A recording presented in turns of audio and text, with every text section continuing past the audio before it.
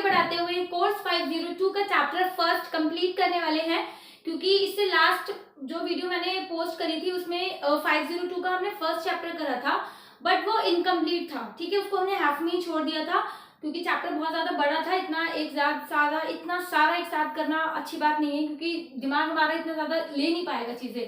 कोई बात नहीं, उस सीरीज को आगे बढ़ाते हुए हम इस वीडियो में कंप्लीट करेंगे अपने फर्स्ट चैप्टर को। ठीक है, तो थोड़ा सा लास्ट वीडियो को रिवाइज करते हैं, हमने क्या पढ़ा था। तो जब हमने फर्स्ट वीडियो अपनी स्टार्ट करी थी NIOS 502 की, तो हमने पढ़ा कि व्हाट इज लर्निंग, लर्निंग क्या है, लर्निंग कैसे करी जाती है, लर्निंग सापेक्ष प्रक्रिया है, लर्निंग प्रत्यक्ष है, लर्निंग अधिगम सुविचारित है, लर्निंग में लक्ष्य डिसाइड करे जाते हैं, अधिगम का एक निश्चित क्रम होता है। ठीक है, लर्निंग स्थायी रूप से एक परिवर्तन है हमारे व्यवहार में। तो बहुत सारी चीजें हमने लर्निंग के बारे में पढ़ी। ठीक है, उसके बाद हमने पढ़ा कि जो एक बच्चा है वो किस किस तरीके से सीखता है या किस किस तरीके से सीख सकता है। ठीक है, तो सबसे पहले उसमें हमने पढ़ा अनुकरण के द्वारा। अनुकरण के द्वारा हमने 3 चीजें भी पढ़ी, अनुकरण क्या होता है, कैसे होता है, बहुत सारी प्रकटीकरण प्रभाव, आदर्शीय प्रभाव, है ना, वो सारी जो थ्योरी थी हमने उसमें करी। फिर था अवलोकन के द्वारा। अवलोकन के द्वारा बंडूरा ने ऑब्जर्वेशन लर्निंग थ्योरी या सोशल ऑब्जर्वेशन थ्योरी दे रखी है, तो बंडूरा की थ्योरी के बारे में हमने पढ़ा कि क्या स्टेप्स होते हैं इसमें। ठीक है, अटेंशन, रिटेंशन, साइकोमोटर और फिर मोटिवेटिंग करना, सारी चीजें हमने पढ़ी। फर्स्ट हमने पढ़ा अवलोकन के द्वारा, फिर सेकंड पढ़ा हमने फर्स्ट पढ़ा हमने अनुकरण के द्वारा, सेकंड अवलोकन के द्वारा, थर्ड हमने पढ़ा कि बच्चा है प्रयत्न एवं त्रुटि के द्वारा सीखता है, ट्रायल एंड एरर मेथड से, जो थॉर्नडाइक ने दिया था, जो कि हमारे शैक्षिक मनोवैज्ञानिक हैं। फर्स्ट शैक्षिक मनोविज्ञान का जन्मदाता थॉर्नडाइक को माना जाता है, और उनके 3 है, अभ्यास का नियम, तत्परता का नियम, और अभ्यास का नियम, तत्परता का नियम, सो ऑन, प्रभाव का नियम। ये तीनों नियम हमने इसमें पढ़े। इसके बाद हमने पढ़ा कि बच्चा सहयोगात्मक रूप से सीखता है, आपस में सहयोगात्मक रूप से सीखता है। उसके बाद बच्चा क्रियाकलाप के द्वारा सीखता है। उसके बाद बच्चा जो है समस्या समाधान के द्वारा सीखता है। तो बहुत सारे तरीके हमने पढ़े, 7 तरीके हमने पढ़े थे कि किस तरीके से बच्चा सीख सकता है। ठीक है, इसके बाद क्या है, हमने तरीके पढ़ लिए कि बच्चा किस तरीके से सीख सकता है। अब हम पढ़ने वाले हैं कि जो बच्चा सीखता है, तो जो उसकी शैक्षिक प्रक्रिया होती है, जो एजुकेशनल प्रोसेस होता है किसी भी चीज को लर्न करने का, किसी भी चीज को सीखने का, वो एजुकेशनल प्रोसेस क्या है। कोई भी बच्चा है वो इन तरीकों से सीख रहा है, बट वो बच्चा कैसे सीख रहा है। ठीक है, तो हम करने वाले हैं कि शिक्षण की प्रक्रिया कैसे होती है।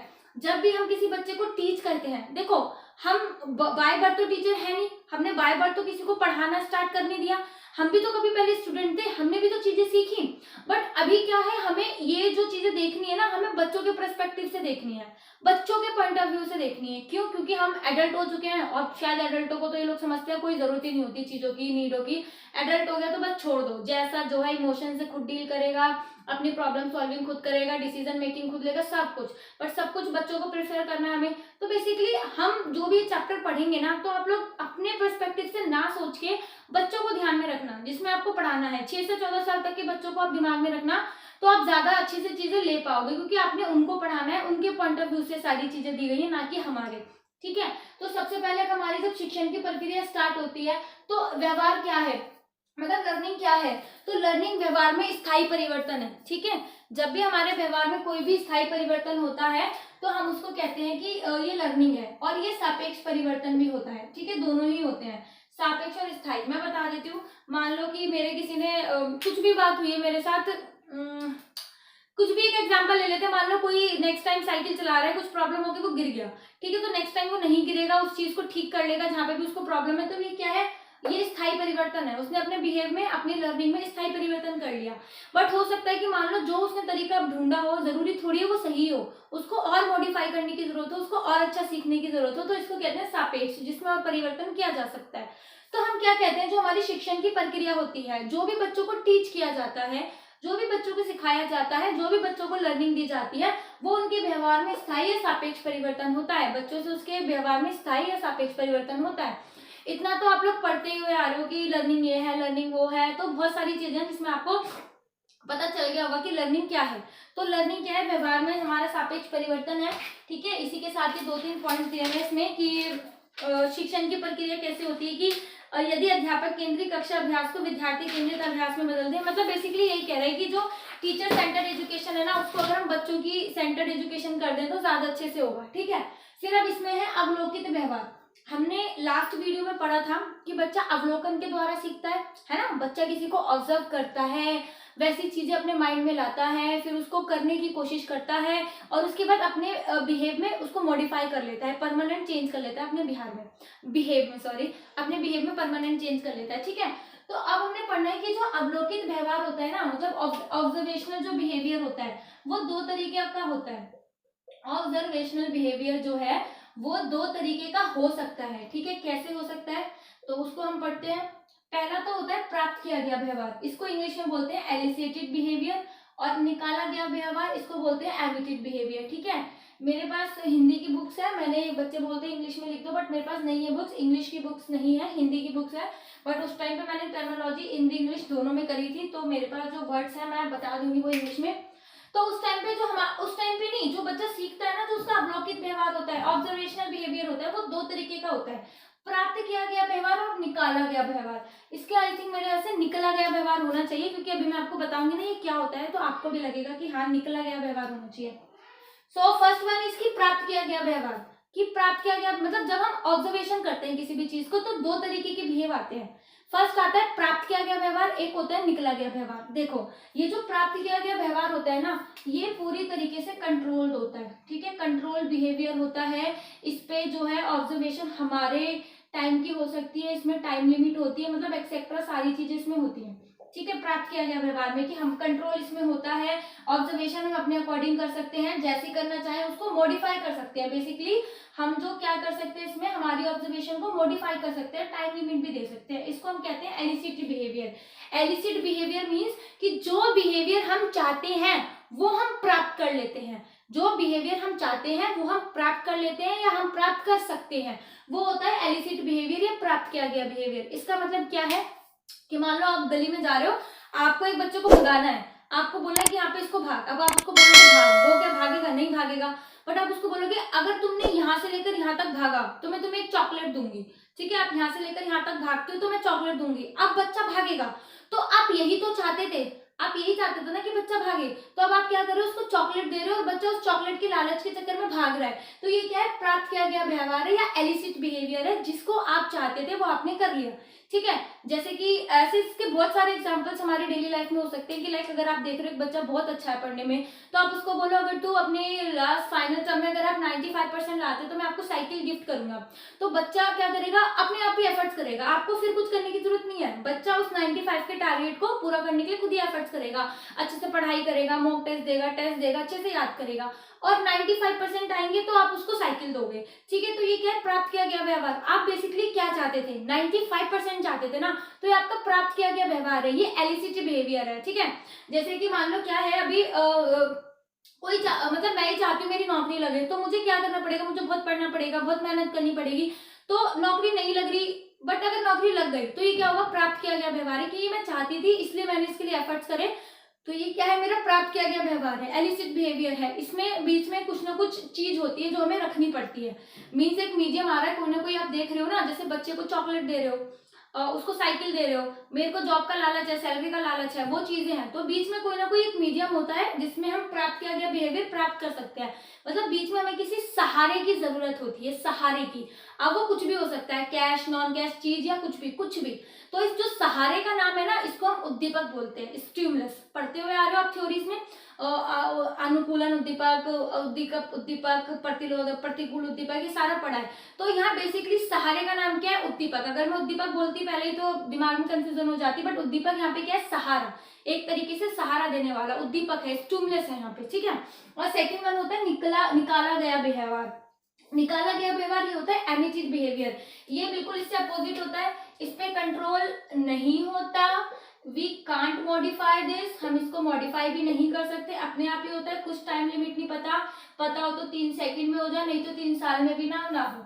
अब निकाला गया व्यवहार, जैसे मेरी जॉब नहीं लग रही, ठीक है, बहुत टाइम हो गया जॉब नहीं लग रही, चाह रही हूँ कि रिजल्ट आए बट नहीं आ रहा, हमेशा नेगेटिव आता है, नहीं हो पा रही, मेरी जॉब नहीं लग पा रही, एमिटेड है, ये निकाला गया व्यवहार है, निकला गया होना चाहिए, निकाला गया व्यवहार है। इसका एग्जाम्पल देती हूँ, जैसे क्या है इसका एग्जाम्पल निकाला गया व्यवहार का? क्या हो सकता है कि मान लो आप बैठे हुए एकदम से, गर्म चीज है कुछ आपके पास, गरम गरम आपकी मम्मी चाय लाती है, ले बेटा थक गई है पढ़ते पढ़ते चाय पी ली, तो उसने कहा मम्मी हाँ रख दो, आपको पता नहीं आप फोन में लगे हुए जो भी एकदम से आपने चाय के ग्लास में हाथ लगा दिया, वो गर्म है, तो क्या आप सोचोगे मेरा हाथ जल रहा है, मैं हटाऊं या नहीं हटाऊं, चाय गर्म है या ठंडी, नहीं।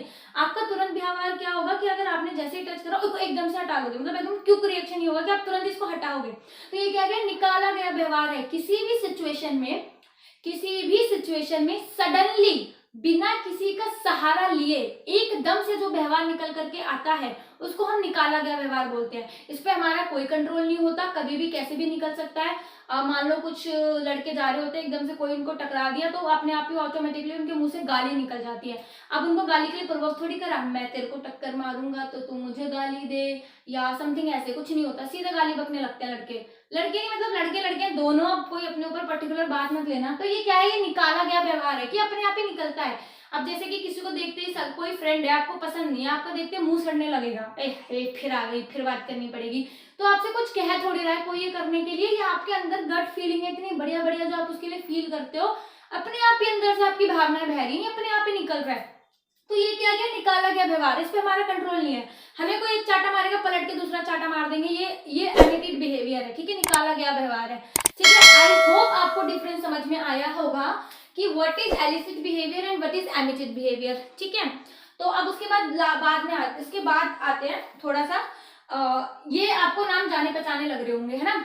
शास्त्रीय अनुकूलन, क्लासिकल कंडीशनिंग, और यह है सक्रिय अनुकूलन यानी ऑपरेटिंग कंडीशनिंग। इंग्लिश में नाम लिखने की जरूरत है क्या, ये है classical conditioning and this is operant conditioning. आपको बताने की जरूरत नहीं होगी, बहुत अच्छे से आप पढ़ के आ चुके हो, बहुत ज्यादा आपने पढ़ रखा है। और इस चैप्टर में मैं बता दूं, अगर आप सोचो कि हम यहाँ पे ये पावलोव की पूरी थ्योरी पढ़ने वाले हैं, स्किनर की पूरी थ्योरी पढ़ने वाले हैं, नहीं, ऐसा नहीं होने वाला है। क्योंकि आप जब बुक देखोगे ना इसकी, तो इन्होंने एक एक पैराग्राफ में पूरी थ्योरी एक्सप्लेन कर रखी है। इसका मोटिव ये है कि आपको यहाँ पे थ्योरी नहीं समझानी, इनको मोटिव ये समझाना है कि यहाँ पे क्या प्राप्त किया गया बिहेवियर पे थ्योरी है और क्या निकाले गए व्यवहार पर थ्योरी, ठीक है। आपको मेन ये समझना है, क्योंकि अगर आपको ये समझ में आ जाएगा तो इस थ्योरी के अंदर क्या है आप अपने आप ही समझ जाओगे। वैसे सच्ची बताओ, जो ये वीडियो फर्स्ट टाइम देख रहे हैं ना, ये इसकी सारी फर्स्ट टाइम देख रहे हो, बट यहाँ पे आप देखने वालों में कोई भी ऐसा नहीं होगा जिसने ये लर्निंग थ्योरीज ना करी हो। बट अब ये है, हम इनको लर्निंग थ्योरीज के अंदर करते हैं, like operating conditioning, classical conditioning, Thorndike की, वो जो हमारी वो जो है गेस्टोल्ट वादियों की सारी थ्योरीज हम उसके अंदर करते हैं लर्निंग के अंदर। बट आज थोड़ा सा डिफरेंस वे में हमें करना है और इसको ज्यादा एक्सप्लेन करने की जरूरत नहीं है, क्योंकि बिकॉज ऑल यू नो कि क्या है इन थ्योरी के अंदर। मैं आपको यहाँ पे वो बताने वाली हूँ जो NIOS की बुक कह रही है, ना कि जो ये थ्योरी कहते हैं, ठीक है। बाकी अगर आप बाद में क्वेश्चन करो तो मैं उसके लिए पहले ही आपको बता दूं, इस यहाँ पर हम वो पढ़ेंगे जो NIOS की बुक में लिखा है, ना कि वो जो ये थ्योरीज डिटेल में कहती हैं, जो ये हमें सिखाना चाहती हैं, ठीक है। तो अभी हमने डिटेल में पढ़ा कि प्राप्त किया गया बिहेवियर क्या होता है, निकाला गया बिहेवियर क्या होता है। तो इन्होंने बोला है कि दो थ्योरीज ऐसी हैं जो हमें डिफाइन करती हैं। उसमें से पहली है शास्त्रीय अनुकूलन, classical conditioning, which is given by Pavlov in 1890, ठीक है। 1890 में पावलोव ने ये थ्योरी दी थी। ये एक सर्जन भी था और 1909 में रूसी मनोवैज्ञानिक है ये, और 1909 में इसको चिकित्सा का वो नोबेल प्राइज भी मिल चुका है, ठीक है। ये थोड़ी सी चीज पता होनी चाहिए अगर आ जाए तो क्लासिकल कंडीशनिंग थ्योरी दी है इसने ये। तो इसकी जो थ्योरीज है वो थ्योरीज है किसके ऊपर बेस्ड है, प्राप्त किया गया व्यवहार के ऊपर, कि मीन्स हम जो चाहते हैं वो ले सकते हैं, जो बिहेवियर हम निकालना चाहते हैं वो हम ले सकते हैं। तो पावलोव जी यही कहना चाहते हैं कि आपको पता होगा इसने कुत्ते के मुंह में वो लगाया था, तो उसने आपने UR कंडीशनिंग पढ़ी होगी, SR कंडीशनिंग पढ़ी होगी, है ना, unconditional response, SR means stimulus response, कुछ ऐसे करके कि अनुकूलन उद्दीपन, ये वाला उद्दीपन ऐसे करके करा। तो बेसिकली ये जो थ्योरी है वो क्या कहना चाहती है कि इससे हम क्या सीखते हैं हमारी शिक्षण प्रक्रिया में, मेन क्या है शिक्षण प्रक्रिया में क्या सीखते हैं। तो इससे पावलोव जी ये कहना चाहते हैं कि अगर हम किसी बच्चे को कुछ भी सिखाना चाहते हैं, अगर हम डेली लाइफ में किसी भी बच्चे को कुछ भी सिखाना चाहते हैं, कुछ भी बनाना चाहते हैं, तो हम कर सकते हैं। कैसे, इस थ्योरी का यूज करके, क्योंकि इन्होंने प्रूव करके दिखा दिया कि जैसा बिहेवियर हमसे चाहिए हम बच्चे से निकलवा सकते हैं। अगर हम बच्चे को चोर बनाना चाहते हैं तो हम बना सकते हैं, अगर हम बच्चे को डॉक्टर बनाना चाहते हैं तो हम बना सकते हैं। थ्योरी थोड़ी सा एक्सप्लेन कर देती हूँ। मुंह में इन्होंने बांध दिया था, लार को नोटिस करते थे ये, और फिर क्या करता था, उद्दीपक, सहारे का यूज क्या कर रहे थे, इन्होंने घंटी बजाई हुई थी, बट जैसे ही खाना आता था, खाना था यहाँ पे उद्दीपक, क्योंकि खाना आता था खाने का सहारा लेते थे, खाने का सहारा देख के तो इनको रिजल्ट मिलता था, मीन्स की लार आती थी। जैसे कुत्ते के सामने खाना प्रस्तुत करना जाता था, कुत्ते के मुंह में लार आ जाती थी, ठीक है। तो यहाँ पे खाना क्या था, सहारा। मैंने आपको पहले भी बोला था कि यहाँ पे सहारा लिया जाएगा, वो हमारा उद्दीपक होगा। तो यहाँ पे उद्दीपक क्या है, खाना। बट फिर धीरे धीरे धीरे करके इन्होंने एक टाइम आया कि इन्होंने खाना साइड हटा दिया, बिल्कुल साइड हटा दिया। जैसी घंटी बजती थी, घंटी बजने पर ही कुत्ते के मुंह में लार आ जाती थी। पहले क्या करते थे, घंटी बजती थी, खाना आता था तो लार आती थी। धीरे धीरे धीरे करके प्रोसेस बार बार हुआ। फिर उन्होंने खाना साइड कर दिया, घंटी बजाई, घंटी बजाते ही कुत्ते के मुंह में लार आने लग गई। तो पावलोव जी ने ये बताया कि अगर हम जो स्टिमुलस, जिसका सहारा हम ले रहे हैं, बेसिकली थ्योरी क्या बताना चाह रही है, वो जो स्टिमुलस जिसका सहारा हम ले रहे हैं, अगर हम उसको हटा दें, उस सहारे को हटा दें, तो भी हम वो रिजल्ट प्राप्त कर सकते हैं जो हम करना चाहते हैं, ठीक है। तो क्या कह रहे हैं पावलोव जी कि जो सहारा, पहले सहारा लेके हम रिजल्ट तक पहुंचेंगे, जो हमें चाहिए हम रिजल्ट तक पहुंचेंगे सहारा लेके, फिर उस सहारे को साइड कर दो, तब भी हम बच्चे से वो रिजल्ट निकलवा सकते हैं जो हमें चाहिए, ठीक है। इसमें अगर ये है, इसमें थ्योरी कि इसमें थ्योरी ऑफ एसोसिएशन भी बोलते हैं इसको, एसआर थ्योरी भी बोलते हैं। अनकंडीशनल रिस्पॉन्स, नेचुरल रिस्पॉन्स है इसमें। नेचुरल रिस्पॉन्स कौन से थे, बेल थी, लाइट थी। कंडीशनल रिस्पॉन्स क्या थे, जिसपे कंट्रोल कर सकते थे, खाने पे। और नेचुरल रिस्पॉन्स क्या था, लार, लार पे तो किसी का कंट्रोल है नहीं। तो ये सारी चीजें थी इस वाली थ्योरी में, ठीक है, पावलोव की। आई होप आपको समझ आई होंगी। सेकेंड वाज संक्रिय अनुकूलन which is given by Skinner in 1914। 1940 में स्किनर ने संक्रिय अनुकूलन दिया था, जिसे हम इंग्लिश में ऑपरेंट कंडीशनिंग भी बोलते हैं। और एक क्वेश्चन और स्किनर के बारे में बता दूं, अगर आपसे आए कि सबसे ज्यादा पशुओं पर, पक्षियों पर प्रयोग करने वाला मनोवैज्ञानिक कौन है, तो वो स्किनर है। इन्होंने कबूतरों पर, पिंजरों, चूहों पर, बिल्ली पर, कबूतरों पर, कुत्तों पर बहुत से ज्यादा, हद से ज्यादा मात्रा में इन्होंने प्रयोग कर रखे हैं। बट इनका फेमस वो पिंजरे वाला ही है, कबूतर वाला ही है। आपको एक्सप्लेन करने की जरूरत नहीं होगी कि इनका प्रयोग क्या है, आपको पता होगा कि क्या थ्योरी है। बट हम ये पढ़ेंगे कि इस थ्योरी से हमने क्या सीखा, हमें क्या पता चला इस थ्योरी में। तो इनकी जो कंडीशनिंग है वो आता है निकाला गया व्यवहार के अंदर, मतलब कि इसके ऊपर कोई हमारा कंट्रोल नहीं होता, ये अपने आप ही आता है। तो आपको पता है इन्होंने कबूतर को एक लीवर के अंदर बंद कर दिया, ठीक है, बटन बार बार करा, उसने प्रैक्टिस करा, एक टाइम पे उसका लीवर पे बटन पर पैर पड़ गया लीवर पे और वो बाहर आ गया, मिला। तो ये संक्रिय कंडीशनिंग में ये दो तरीके का कहते हैं कि हमें ना रीइंफोर्समेंट देना जरूरी है, पुनर्बलन, ठीक है, पुनर्बलन देना जरूरी है। तो ये होता है एक सकारात्मक मतलब पॉजिटिव रीइंफोर्समेंट, एक होता है नेगेटिव रीइंफोर्समेंट, कि इस तरीके से हम कर सकते हैं। मतलब ये कह रहे हैं कि अगर मान लो हम बच्चे से कुछ काम कराना चाह रहे हैं, उनका कोई बिहेव निकल गया, मान लो हमने बच्चे से टेस्ट लिया, उसके मार्क्स अच्छे नहीं आए, हम चाहते हैं कि बच्चा अच्छे से मार्क्स लाए। एक तो बच्चे का अपने आप ही बिहेव आया है, हमने बच्चे को दिया होगा पढ़ ले, बच्चे की चॉइस है, बच्चे ने नहीं पढ़ा, उसके मार्क्स गंदे आए, ठीक है, बिहेव निकल गया, मतलब जो बिहेवियर है वो उसका निकल के आ गया कि उसके मार्क्स कम आए हैं। तो अब हम क्या कर सकते हैं, ज्यादा मार्क्स को आगे लाने के लिए, ज्यादा अच्छे मार्क्स को लाने के लिए हम दो चीजें कर सकते हैं। एक तो उसको पॉजिटिव रीइंफोर्समेंट दे सकते हैं, एक नेगेटिव रीइंफोर्समेंट दे सकते हैं। तो यहाँ पे अब हमें क्या करना है, हमें ये देखना है कि हमें बच्चे के मार्क्स बढ़वाने हैं या कम करने हैं। तो ऑब्वियसली हमें बच्चे के मार्क्स बढ़ाने हैं, ठीक है, दोनों में ही एग्जाम्पल ये दोनों में ही सेट होगा, क्योंकि हर एक सिचुएशन में हमारे लाई करता है ये पॉजिटिव रीइंफोर्समेंट और नेगेटिव रीइंफोर्समेंट। अब पॉजिटिव रीइंफोर्समेंट यहाँ पे क्या होगा, मेरे को बच्चे के मार्क्स बढ़वाने, तो मैं बोलूंगी बेटा तुम्हारे 10 में से 5 आए हैं, विच इज फाइन, अच्छे मार्क्स है, कोई बात नहीं, आप और बेहतर करो, आप और अच्छे करो, वेरी गुड, वेरी नाइस, आप और अच्छा कर सकते हो। तो बच्चा क्या होगा, थोड़ा सा मोटिवेट हो जाएगा, उसकी तारीफ कर देंगे, उसके लिए क्लैप करवा देंगे कि तुम्हारे लास्ट टाइम 4 नंबर थे, आज तुम 5 लाए हो, वेरी नाइस, वेरी गुड। तो बच्चे को ये लगेगा कि भाई पहले से अच्छा करा है मैंने, बहुत सबसे अच्छा नहीं है बट पहले से अच्छा करा है, तो विच इज गुड। तो वो भी थोड़ा अच्छा सा फील करेगा कि हाँ मैं अगली बार 6 नंबर लाऊंगा, मैं अगली बार 7 नंबर लाऊंगा, ठीक है। और सेम चीज बच्चे के मार्क्स बढ़ाने के लिए ही मैं नेगेटिव रीइंफोर्समेंट भी दे सकती हूँ, ठीक है। नेगेटिव रीइंफोर्स हमेशा गलत चीजों के लिए नहीं दी जाती, मतलब अब मेरे को बच्चे के मार्क्स बढ़वाने, तो जरूरी नहीं है मैं पॉजिटिव रीइंफोर्समेंट दूं, मैं नेगेटिव रीइंफोर्समेंट भी दे सकती हूँ सेम चीज के लिए, ठीक है। हमेशा सबको ये लगता है कि नेगेटिव रीइंफोर्समेंट गलत चीजों के लिए दी जाती है, जैसे किसी ने चोरी करी है, किसी को धमकी दी है, किसी को मारा है, तो हम नेगेटिव रीइंफोर्समेंट दें, नहीं, जरूरी नहीं है। पॉजिटिव चीज को लाने के लिए भी हम नेगेटिव रीइंफोर्समेंट का यूज कर सकते हैं, which is clearly mention on your NIOS book, ठीक है। तो इसमें क्या करूंगी मैं, अब मैं बच्चों को बुलाऊंगी, मैं उसको डांटूंगी कि तुम क्या कर रहे हो, पढ़ क्यों नहीं रहे हो, 5 नंबर आ रहे हैं तुम्हारे, ज्यादा क्यों नहीं ला रहे हो, अगर तुमने ज्यादा अगली बार नंबर नहीं लाए मैं तुम्हें क्लास से बाहर कर दूंगी, ठीक है। एक तो चीज ये हो सकती है। सेकंड चीज क्या है, मैं उसको कुछ भी फिजिकल पनिशमेंट दे सकती हूँ, हाथ करके खड़े हो जाओ, हाथ ऊपर करके खड़े हो जाओ, क्यों नहीं नंबर लाए, मुर्गा बन जाओ, नंबर क्यों नहीं आए।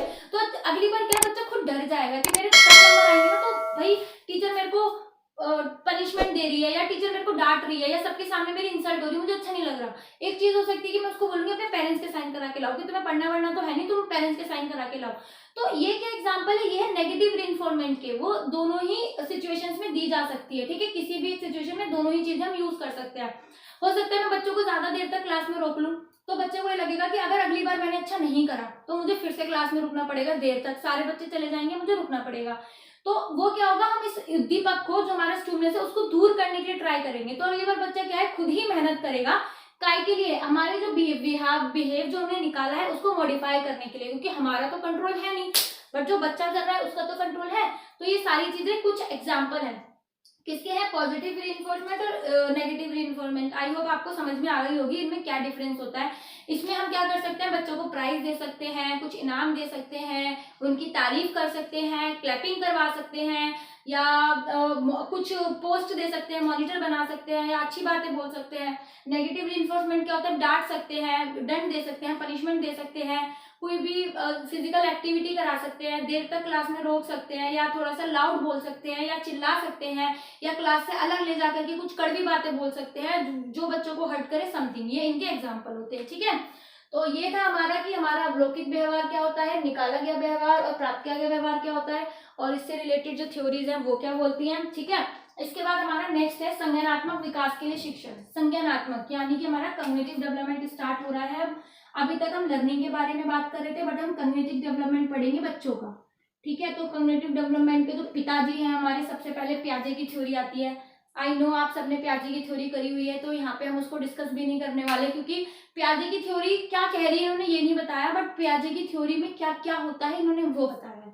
तो पियाजे की थ्योरी आई होप आपको पता ही है, सबको ही पता होगी। जीन पियाजे ने कॉग्निटिव डेवलपमेंट की थ्योरी दी है, जीन पियाजे इनका पूरा नाम है, 4 स्टेजेस इन्होंने बताई हैं। हाँ, इस बुक में जो चीज मेंशन नहीं है मैं बता दूं, क्योंकि अगर आप DSSB पीआरटी का पेपर देने जा रहे हो तो you must know what are the these things, 3 things, schema, assimilation and accommodation, ठीक है। स्कीमा आपको पता होना चाहिए, एसिमिलेशन एंड अकोमोडेशन, ठीक है, ये पता होना चाहिए आपको। ये चीजें पता करके जाना, क्या है इस बुक में ये है नहीं, ठीक है। तो फर्स्ट है हमारी जीन पियाजे आत्मसातीकरण, हिंदी में है इसका स्कीमा का स्कीमा है, एसिमिलेशन आत्मसातीकरण, और बहुत गंदे नाम है इसलिए मैंने इंग्लिश में ही रटे हुए हैं, एसिमिलेशन अकोमोडेशन, तो पूरा एक बन जाता है। तो हम जीन पियाजे की थ्योरी की बात करते हैं। जीन पियाजे ने 4 स्टेजेस दी हैं। तो पहली है इसकी संवेदी गत्यात्मक काल, which is sensory motor stage, जो होती है 0 से 2 साल तक। सेंसरी मोटर स्टेज 0 से 2 साल तक मीन्स कि जब बच्चा पैदा होता है, बच्चे के पैदा होने से 2 साल तक।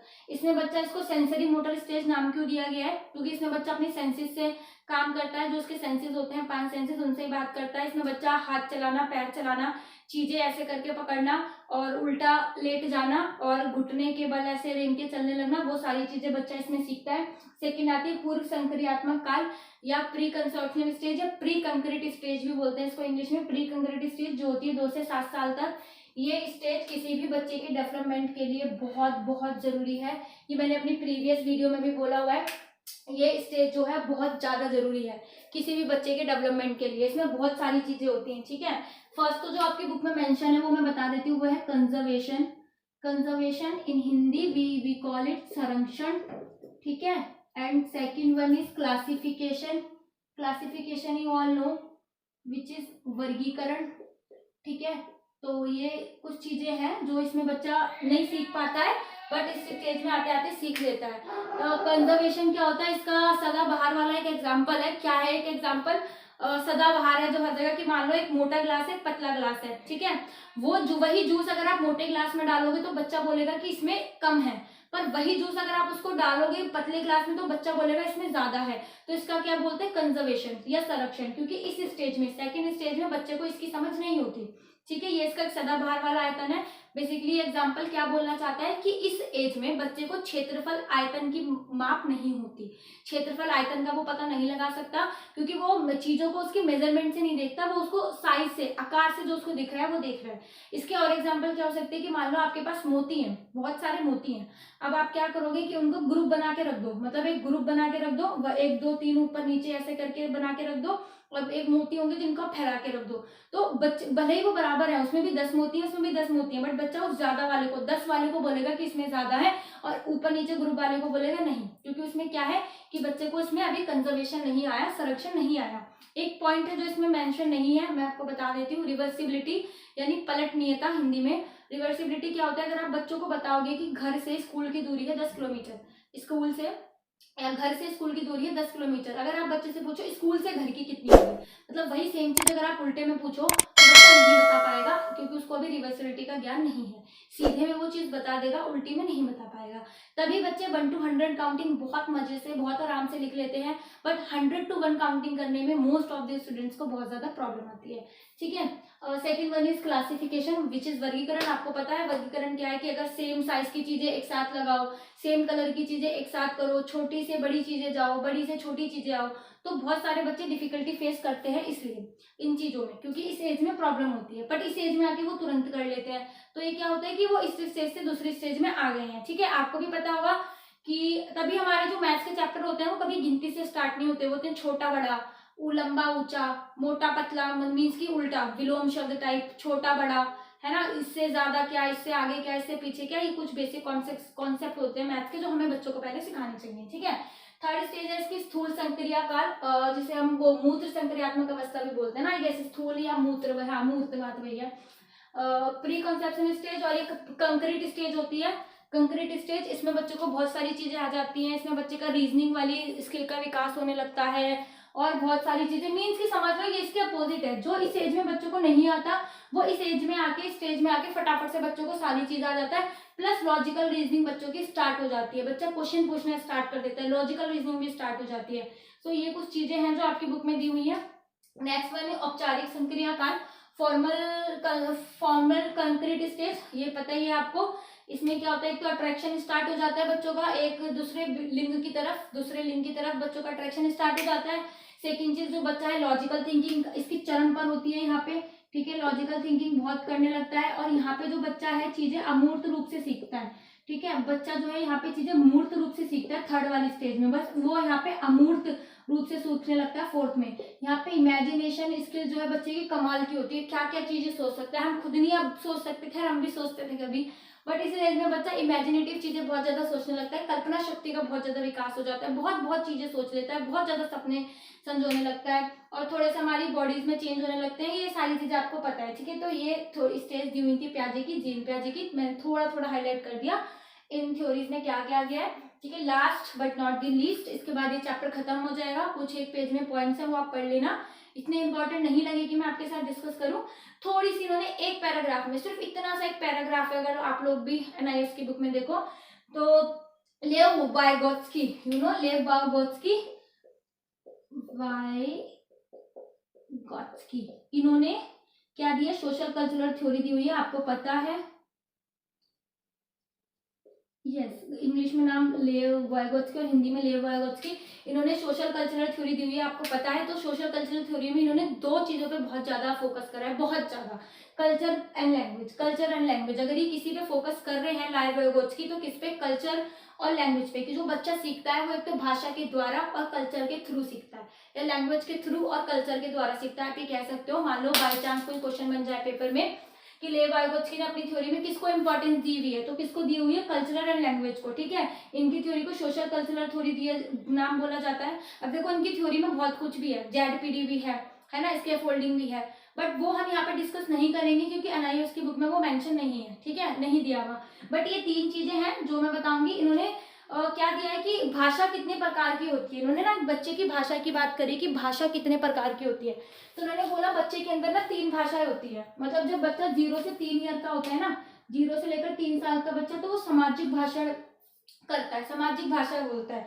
मतलब ये इसकी सोशल स्पीच होती है बच्चे की, सोशल स्पीच, कि मतलब जो बच्चा बाहर बाहर बोल देगा उसके अकॉर्डिंग बात करेगा, उसके अकॉर्डिंग काम करेगा। सामाजिक जो उसकी स्पीच है वो किससे इन्फ्लुएंस होती है, सामाजिक से।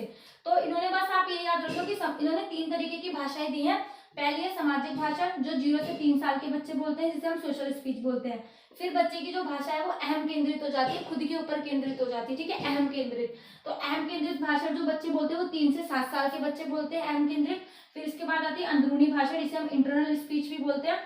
इंटरनल स्पीच 7 साल से ऊपर के बच्चे बोलते हैं। ठीक है, इंटरनल स्पीच मतलब कि अपने आप में ही बातें कर लेना, किसी से जरूरी नहीं है शेयर करना, अपने आप में ही बातें कर लेना, अपनी बात खुद को कह देना, मन की भड़ास निकाल लेना, समथिंग।